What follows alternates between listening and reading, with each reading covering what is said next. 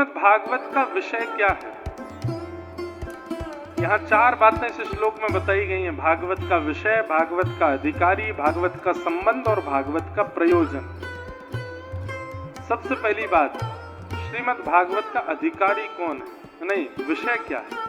तो कहते हैं धर्म प्रयोजित कैतवोत्र परमो। हमारे चित्त में परम धर्म जागृत हो, इसको ही भागवत का विषय माना गया। धर्म और परम धर्म की एक बड़ी सुंदर और छोटी सी परिभाषा, अपने कल्याण की भावना धर्म है, सबके कल्याण की भावना परम धर्म है। अब इसमें भी एक और परिभाषा है, क्या? देह कल्याण की भावना धर्म है और आत्म कल्याण की भावना परम धर्म है। देह से किया गया कोई भी सत्कर्म धर्म है, आत्मा से किया गया सत्कर्म परम धर्म है। अनेक परिभाषाएं परम धर्म की, लेकिन हम कुछ बातें ध्यान से समझ करके उनका अनुभव करेंगे। जैसे देह क्रिया, आप देह से जो भगवत भजन करते हैं उसको धर्म कहा जाता है, लेकिन वही आत्मा से होने लग जाए, अंतः मन से होने लग जाए, अंतः करण से होने लग जाए तो वो परम धर्म है। जैसे कोई तुलना नहीं करेंगे बड़े छोटे की, लेकिन कथा सुनना ये धर्म नहीं है, ये परम धर्म है। क्यों? देह की क्रिया नहीं है, शरीर की क्रिया नहीं है, मन की क्रिया है, आत्मा की क्रिया। कथा सुनकर के आत्मा पवित्र हो रही है, बुद्धि पवित्र हो रही है, मन पवित्र हो रहा है, इसलिए परम धर्म है। ऐसे परम धर्म करने की अतिशय इच्छा प्रकट होने लग जाए, समझो यही भागवत का विषय है। कथा सुनने वाले व्यक्ति के परम धर्म की इच्छा प्रकट होती है। धर्म प्रयोजित कैतवोत्र परमो, परम धर्म। परम धर्म का एक स्वरूप और है। मुझे बद्रीनाथ जाना है, मुझे केदारनाथ जाना है, मुझे गंगोत्री जाना है, मुझे यमुनोत्री, जगन्नाथपुरी नहीं जाऊंगा तो मैं ऐसा हो जाएगा। देह को पहुंचाने की भावना। और एक होती है कि नेत्र बंद करके आगरा में बैठे बैठे ही बद्रीनाथ, यहीं से केदारनाथ, यहीं से गंगोत्री, यहीं से यमुनोत्री, यहीं से जगन्नाथ, यहीं से द्वारिका। अपना मन इतना प्रगाढ़ हो चुका है कि हम मन से पहुंच जाते हैं। आप कहेंगे महाराज जी ये संभव तो नहीं है। होता है, होता है। आज भी कई आचार्य मन से भ्रमण करते हैं।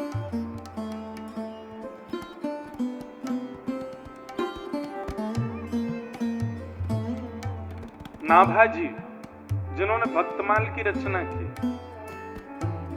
उनके गुरुदेव श्री अग्रदास जी महाराज, ध्यान से सुनना। अग्रदास जी ध्यानस्थ बैठे थे और श्री नाभाजी दूर खड़े होकर के अपने गुरुदेव को पंखा कर रहे थे। अग्रदास जी से एक व्यक्ति, एक बहुत बड़े सेठ ने दीक्षा ली थी। वो सेठ विदेशों से माल लाना ले जाना करता था बड़ी बड़ी नावों में। ध्यान से सुनिएगा।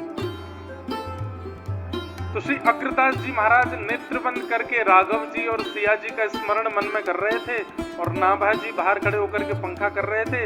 अग्रदास जी का एक शिष्य, वो विदेश से कहीं बहुत सारा सामान नाव में लेकर के भारत आ रहा था और उसकी नाव एक समुद्र के बवंडर में फंस गई।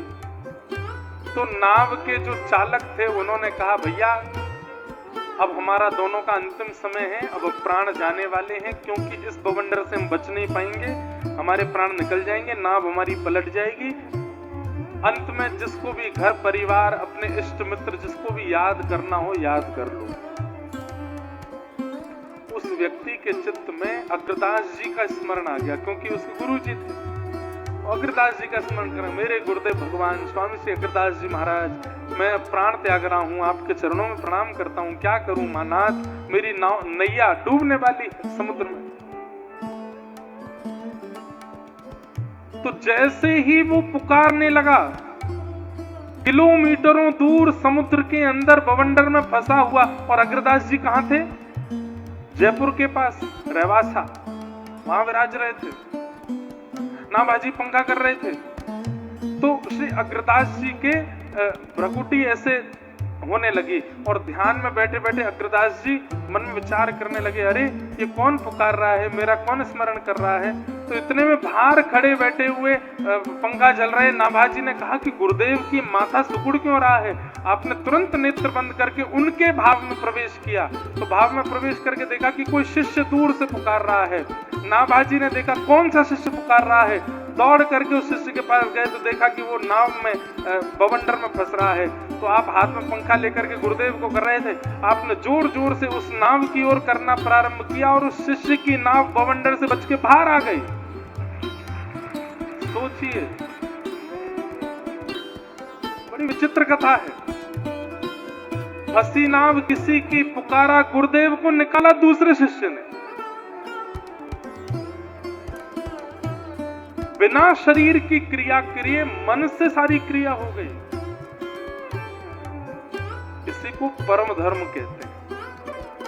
और कथा सुनने वाला, आध्यात्म मार्ग में रहने वाला, गुरुजनों की सन्निधि में रहने वाला, खूब जप तप नियम करने वाला, धीरे धीरे धीरे धीरे धीरे ऐसा हो जाता है कि वो शरीर से फिर क्रिया नहीं करता, वो मन से क्रियाएं कर लेता है। आप कहोगे महाराज जी हम भी ऐसे घूम सकते हैं? नहीं, घूमने के लिए प्रयोग नहीं करोगे। फिर तो प्रयोग किसके लिए करोगे? आगरा में बैठे बैठे आंख बंद करके बता दोगे कि श्री राधा रमन जी ने आज कैसी पोशाक पहनी, आज नीली पोशाक पहनी है, सिर पर टेढ़ी पाग पहनी है, पाग में सुंदर मोती लगे हैं, पैरों में सुंदर ऐसे घुंघरू पहने हैं, आहा ऐसे कटाक्ष नेत्र हैं, ऐसी मधुर मुस्कान है। कहां तक कहें ये भी बता दोगे। ठाकुर जी ने खसका इत्र लगाया है, बड़ी सुंदर सुगंधी आ रही है। मन से पहुंच जाओगे।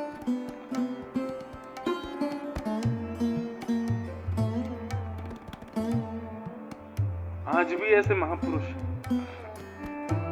नाम नहीं बोलूंगा नहीं तो भीड़ लग जाएगी वहां पे। आज भी ऐसे महापुरुष जो अपनी मानसी में जाते हैं और मानसी में जाते ही उनको अनुभव होने लगता है ठाकुर जी के मधुर भाव का। वृंदावन के एक महापुरुष, उनका नित्य नियम है शाम 6:30-7 बजे के बीच में वो मानसी में जाते हैं। चाहे दुनिया में कुछ हो जाए उतनी देर वो आंख बंद कर ही लेते हैं और नेत्र बंद करके अपने मन में सुंदर निकुंज में श्री प्रिया प्रियतम के साथ लीला करते। 1 घंटे तक उनके तन को कोई छेड़ नहीं सकता। कई बार देखा गया कि भयंकर गर्मी में उनको सौल उलानी पड़ती है क्योंकि मानसी में वो किसी शिशिर ऋतु का स्मरण कर रहे थे। कई बार भयंकर सर्दी में उनको पसीने आ जाते हैं क्योंकि मानसी में वो ग्रीष्म ऋतु का स्मरण कर लेते हैं। उन पर बाह्य प्रभाव नहीं होता और इस प्रभाव की प्रथम सीढ़ी प्रारंभ होती है भागवत जी से। यही परम धर्म है। अपने देह से उठकर के मन बुद्धि से आप भगवत स्मरण करने लग जाओ। एक नियम तो हम आपको बता सकते हैं, करो तो शुद्ध आसन पर बैठ करके स्नान ध्यान करके नेत्र बंद करो। बढ़िया ऋतु के अनुसार जो इत्र हो उसको अपने अंग पर लगा लो ठाकुर जी को पधराने के बाद, और नेत्र बंद करके मानसी में एक निकुंज बनाओ। जैसे अपने घर का मंदिर होता है, मंदिर को सब सजाते हैं, ऐसे हृदय में भी एक निकुंज, एक कुंज बनाओ। अपने मन के मुताबिक वहां पहाड़ हैं, अपने मन की जैसी वहां एक नदी बहती है, अपने मन के जैसा वहां घर है, मन के जैसी रेत है, मन की जैसी घास है, मन के जैसे सूर्य है, सूर्य की ताप है। सब कुछ अपने मन के मुताबिक हृदय में बनाओ और उस हृदय में आप रहो। चाहे स्त्री हो चाहे पुरुष हो, सब गोपी भाव से रहो उस मन के निकुंज में। और वहां नित्य क्या देखो कि श्री प्रिया प्रियतम गले में गलवैयां दिए आपके मन के निकुंज में चल करके आ रहे हैं। आपने एक सुंदर सेज बनाई है, उस पर बैठे हैं। आपने कोई सामग्री बनाई है, उसको पा रहे हैं। आप गा रहे हो, वे नाच रहे हैं। कभी वे गा रहे हैं, आप नाच रहे हो। वे क्रीड़ा कर रहे हैं, खेल कर रहे हैं और आप उनके साथ खेल रहे हो। ऐसा चिंतन करने लग जाओ। करते करते हर दिन एक नवीन चिंतन करो। हाँ, निकुंज वैसी रहनी चाहिए, नदी वैसी रहनी चाहिए, पहाड़, घर, वृक्ष आदि जो मन के हैं वो वैसे ही रहने चाहिए। बस नित्य ठाकुर जी की पोशाक बदले और लीला बदले और प्रसाद बदले। अगर किसी ने ये मानसिक का चिंतन प्रगाढ़ कर लिया ना, महीना, 2 महीना, 6 महीना, साल भर बाद ऐसी स्थिति हो जाएगी, वो अपने हृदय निकुंज में श्यामा श्याम को जैसा देखेगा और यदि वो किसी को बता देगा और वो व्यक्ति वृंदावन जाकर के अगर ठाकुर जी का दर्शन करेगा तो वहां ठाकुर जी वैसे ही होंगे जैसा उसने बताया। दुनिया से पहले उसको दर्शन हो जाएगा चित्त में। ये मानसिक का रूप है। पर इसके लिए करना क्या पड़ेगा? सबसे पहला अन्न की शुद्धि, शुद्ध अन्न खाना पड़ेगा। दूसरा जल की शुद्धि। तीसरा व्यवहार की शुद्धि, किसी से गलत नहीं, कुछ लेना ना देना, मगन रहना, शांत रहते हैं, एकांत में रहते हैं, चिंतन में रहते हैं। चौथा अति सत्संग, नित्य सत्संग। और पांचवा नाम खूब करना पड़ेगा, तभी वो ध्यान बनेगा, नहीं तो नहीं बनेगा। नहीं तो आंख बंद करके बैठोगे, चिंतन करने के लिए बैठो, ठाकुर जी नहीं आएंगे, हीरो हीरोइन आएंगे। कीर्तन भजन सुनाई नहीं देगा, गाने सुनाई देंगे, क्योंकि मन वैसा ही है। तो मैला मन है तो मैली चीजें दिखाई देंगी। पर अगर ये हो गया, अगर ये चिंतन बन गया, तो आपका सब हो गया। फिर उसके बाद कोई इच्छा रह नहीं जाएगी आपकी, सब हो गया।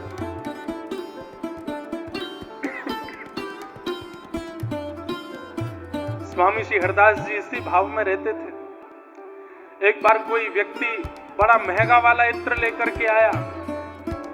निधिवन में बिहारी जी को चढ़ाने के लिए जब गए तो वहां सेवकों ने कहा, अभी बिहारी जी राजभोग पा रहे हैं, अभी मंदिर बंद है, तब तक आप यमुना जी चले जाओ, वहां स्वामी श्री हरदास जी महाराज बैठे हैं, उनके पास बैठो।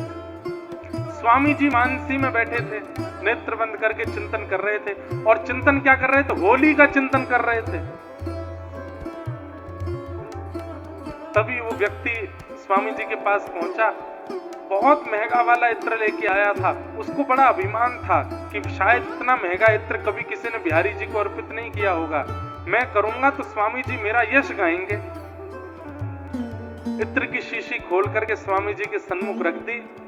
स्वामी जी तो मानसी में बैठे थे, उसको लगा कि सुगंधी जाएगी तो ये नेत्र खोल के पूछेंगे कौन लाया इत्र, तो मैं कहूंगा मैं लेके आया। जैसे ही उसने इत्र सामने रखा, थोड़ी देर बाद स्वामी जी के मानसी में पता नहीं क्या लीला हुई, आपने तुरंत ऐसे हाथ घुमाए और वो इत्र जैसे ही आपके हाथ में आया, इत्र उठा करके पूरा इत्र आपने यमुना जी में फेंक दिया।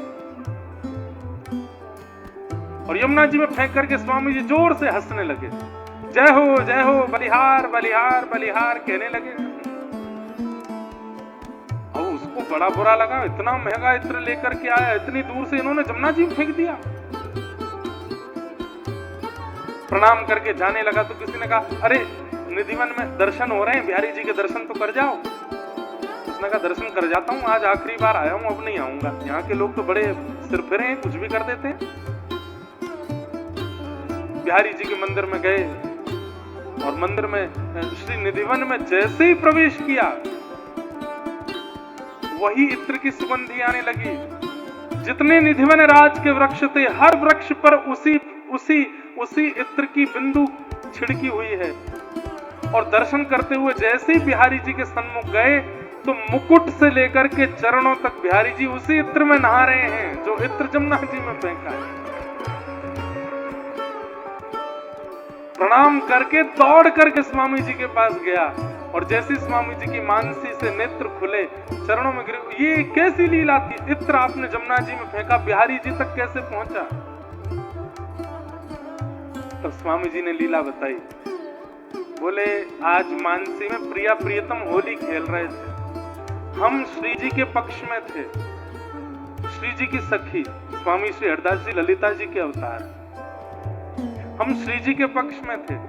लाला ऐसो चटक रंग लेके आयो और श्री जी के गाल पे लगाए के भाज गयो। तो श्री जी ने मोसों कही, बोले या कारे को मजो चकानो है, कुछ ऐसो लेके आओ दारिके पे डारे और रो तो जावे नंदगाम तक। तो मैं ढूंढन लगी, कछु तो मिले कछु तो मिले, तभी तेरे द्वारा पधरायो इत्र मेरे हाथ में आ गयो। मैंने जाके श्री जी को दियो और श्री जी ने ठाकुर जी पे डाल दियो और वही इत्र तो को निधिवन में दिखाई दी। ये मानसी सेवा हमारा बन नहीं सकता, क्योंकि उसके लिए मन बुद्धि चित्त की पवित्रता बहुत जरूरी है। लेकिन इस बात को सुन के हार क्यों मानो, प्रयास तो करो।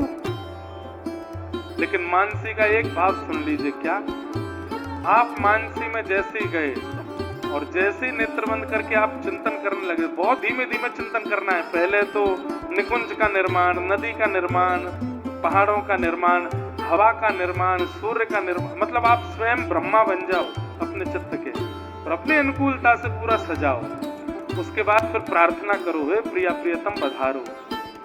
यदि प्रिया प्रियतम नहीं आ रहे, कुछ ऐसा दिख रहा है जो नहीं दिखना चाहिए, क्योंकि मन में तो कुछ भी आ सकता है, तो फिर 1-1.5 महीना मानसी मत करो। वैसे तो 6 महीना नहीं करनी चाहिए। फिर भजन करो, साधन करो, खूब जप करो, 6 महीने बाद फिर प्रयास करो, फिर निर्माण करो, फिर ठाकुर जी को बुलाओ, आ जाएं, किसी को बताना मत, उनके संग लीला करो। और फिर मानसी से बाहर आने से पूर्व क्या करना चाहिए, ठाकुर जी को प्रसाद पवा के ठाकुर जी को विधिवत पौढ़ा दो। जैसे घर में शयन कराते, मन में भी शयन करा दो। ठाकुर जी के चरण दबाओ, ठाकुर जी को चद्दर आदि उड़ा करके ठाकुर जी सो गए। जब सो जाए तब मानसी से बाहर आओ। जगह वही छोड़ करके आ गए अगर मानसी से बाहर, तो बाहर कुछ कर नहीं पाओगे। कछु करवे जाओगे, चाय बनावे गई फट गई, दूध बनावे गए उछल गो, पानी लेवे गए गिर गो, सब्जी बनाए हुए गए जल गई, रोटी बनाए हुए गए कछु है गई, कच्ची रह गई। ऐसा होगा, मन नहीं लगेगा। ये हमने ऐसी बात बताई जो सार्वजनिक रूप से कहनी नहीं चाहिए, पर कह दी। अधिक मास है, पुरुषोत्तम मास है, प्रयास करके देखो, बन जाएगा ये भाव। धर्म प्रोजित कई तवोत्र परमो, पर इस मानसी के लिए नित्य कथा से, नित्य सत्संग करो, नित्य संतों को प्रणाम करो, नित्य नाम जप करो, ज्यादा से ज्यादा नाम करो, तभी मानसी कीजिएगा, नहीं तो मत कीजिएगा। अधिकारी कौन है इस परम धर्म के, तो कहते हैं निर्मत्सराणाम सताम, जिनके चित्त में मात्सर्य दोष नहीं है। मात्सर्य दोष मतलब दूसरे के प्रति ईर्ष्या। ईर्ष्यालु व्यक्ति भजन नहीं कर सकता, और भजन करेगा भी तो ठाकुर जी को नहीं पा सकता, इसलिए ईर्ष्या मत करो। वैद्यम वास्तवमत्र वस्तु शिवरम, ठाकुर जी से संबंध मानो। कैसा संबंध? कोई भी, भैया मानो, सखा मानो, गुरु मानो, पति मानो, पत्नी नहीं मानना, पति ही मानो। पत्नी तो आप ही हो, चाहे पुरुष हो चाहे बालक हो, सब पत्नी हो, पति ठाकुर जी।